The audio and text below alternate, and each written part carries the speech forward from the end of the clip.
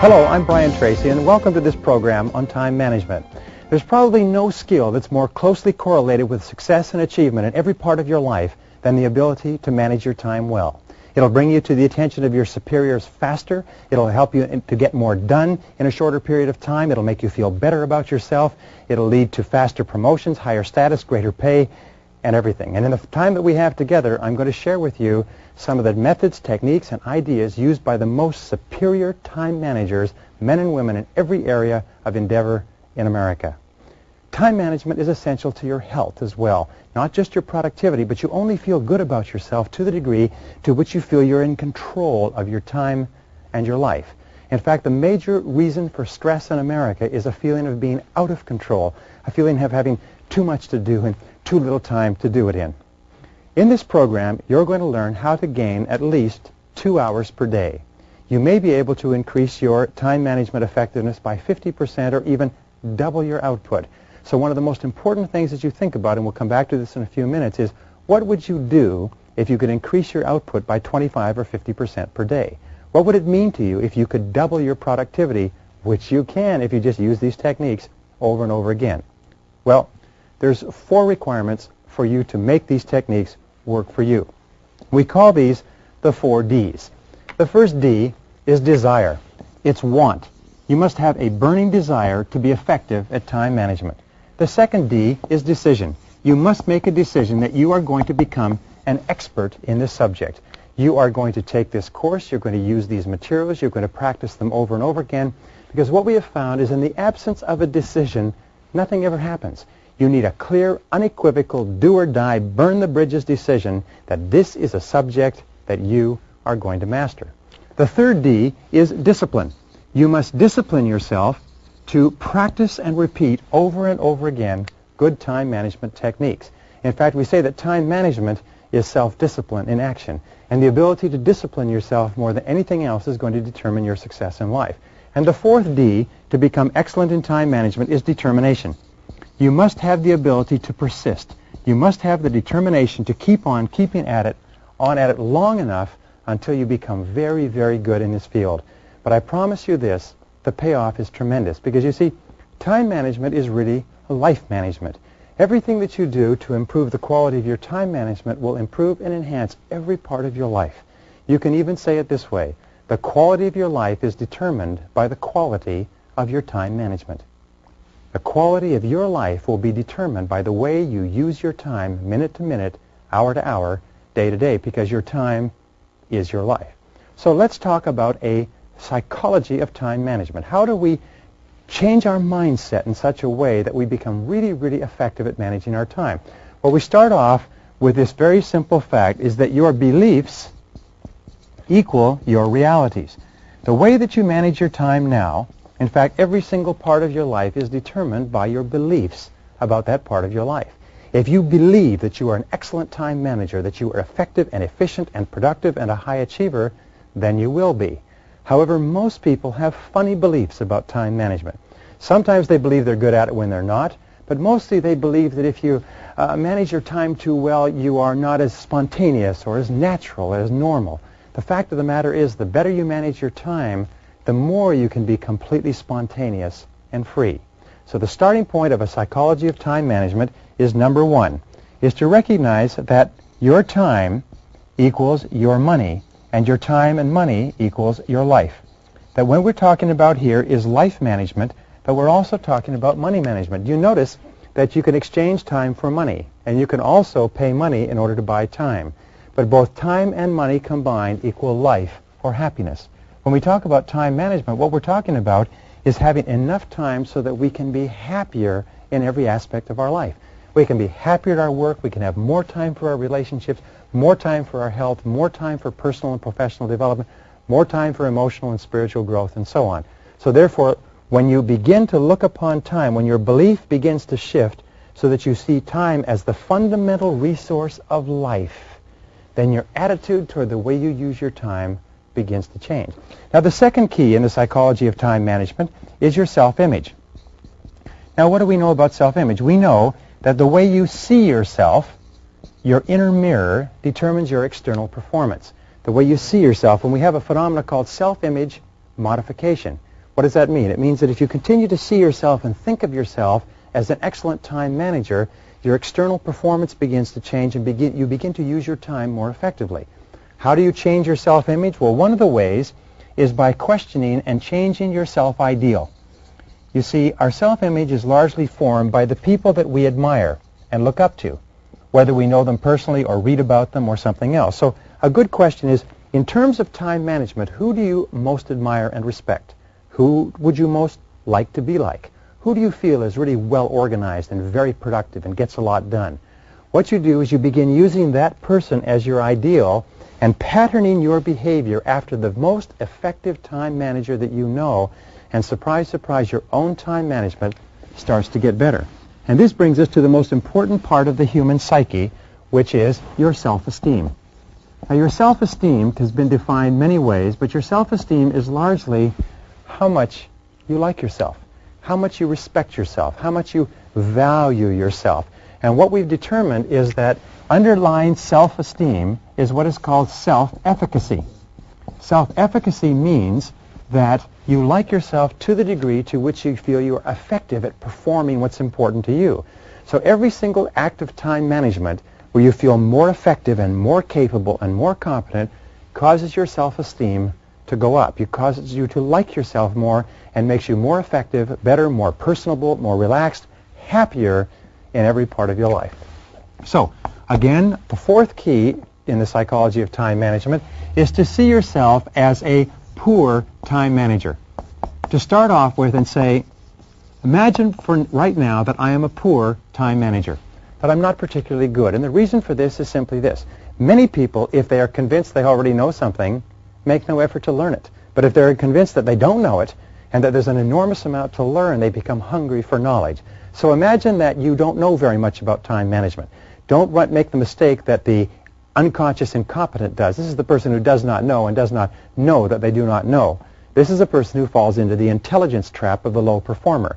They convince themselves that they don't need to learn anything and they can't be taught anything. This is the truly hopeless case. So imagine you're a terrible time manager and that everything you're about to learn is vitally important to your success and your promotion.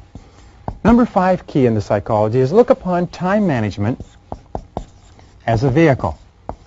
Time management is a vehicle. It's a tool. It gets you from where you are now in your life to where you want to go in the future. Do you want to increase your income? Do you want to increase your level of performance and output? Do you want to increase the quality of your life, your position, your status? Time management is how you get there. Remember, time management is life management. It's the way you use your time in your life that will determine where you are now, where you'll be in a week, a month, a year, where you'll end up. So look upon it as a vehicle. Look upon it as a calculator or a computer that you can learn to operate in order to get yourself to where you want to go faster and more efficiently. Number 6 is imagine that you can gain 2 hours per day. 2 hours per day will translate into roughly 10 hours per week, and 10 hours per week will translate roughly into about 500 hours per annum. Ask yourself what you would do with a 25% increase in your productivity and performance. What would you do with the time? You see, what we know is the more you are clear about how you would use the time you would save, the more likely it is that you will engage in the activities that allow you to save the time. What would you do with a 25% increase in your time? Some people write books. Some people dramatically increase their performance and their output in their chosen career. Some people are more effective in other things that they do. So first of all, decide why you want the time, and the more you want the time, the more intense your desire to get that time, the more likely it is that you'll learn the skills. Number 7, the key to your rewards in life, both tangible and intangible, is the level of your service. You will always be paid in direct proportion to the value of your service to other people. So one of the very smartest things you can do is to always think in terms of how you can increase the value of your service. Because if you increase the value of your service, you'll increase everything else. Number 8 is to remember the difference between failures and successes is simply this, is that successes are more productive. They use their time well. Failures work the same number of hours and sometimes even more hours, but you know what happens? Is they're not very productive. They work at low-value tasks. They get very little done. The fact of life is you'll always be paid for what you produce. If you want to earn more, achieve more, you must produce more. You must concentrate on what successful people do, which is producing things that are better and more valuable than others. Number 9 is what is called the factory model. Now, the factory model simply says that a factory has 3 parts. It has inputs, it has activities, and it has outputs. And your job is to produce outputs. You will always be paid for the quality plus the quantity of your outputs. And one of the most important questions to ask yourself all the time is, what outputs have I been hired to accomplish? The great majority of people get tied up in activities, and they spend all of their days engaging in activities, but they lose sight of the outputs. The most productive people in America are intensely focused on outputs. Number 10 is that the key to motivation, to feeling terrific about yourself, to having high energy, to having high self-esteem, to have a positive mental attitude, is achievement. It goes back to self-efficacy, but whenever you achieve something important, your motivation goes up. Now, what does this mean? It means working on low-value tasks, even if you complete them, gives you no bang for the buck. You only get motivation, you only get excitement and enthusiasm when you complete a high-value task. Think in terms of high value, because the psychological impact can be tremendous. Your most positive people are those who are producing and achieving at high levels. Remember that time management is a skill. It's a skill like anything else which is learnable. Just like you learned how to ride a bicycle or operate a computer or work a calculator or do mathematics, you can learn a time management skill by practice and repetition over and over again, and it'll serve you all the days of your life. By the way, one of the very best uses of time is to develop a skill that enables you to save time for months and even years. Number 12 is new habits of time management or anything else take about 21 days. So make the decision that you're not going to try to change the whole world, but as you go through this program, you're going to pick one time management habit at a time, and you're going to work on that until you have locked it in, and then another, and then another. So when you launch a new habit, launch strongly. Never allow exceptions. Keep at it over and over again until it's locked in, until you feel uncomfortable if you don't do it. Number 13 is to remember this, is that time management is your key to the future. It's your key to the future. Everything that you ever will be is determined by your ability to manage your time. Everything that you could ever want or dream of in life is going to be determined by how you utilize your time between now and there. Number 14, remember that time management, as we said before, is a discipline.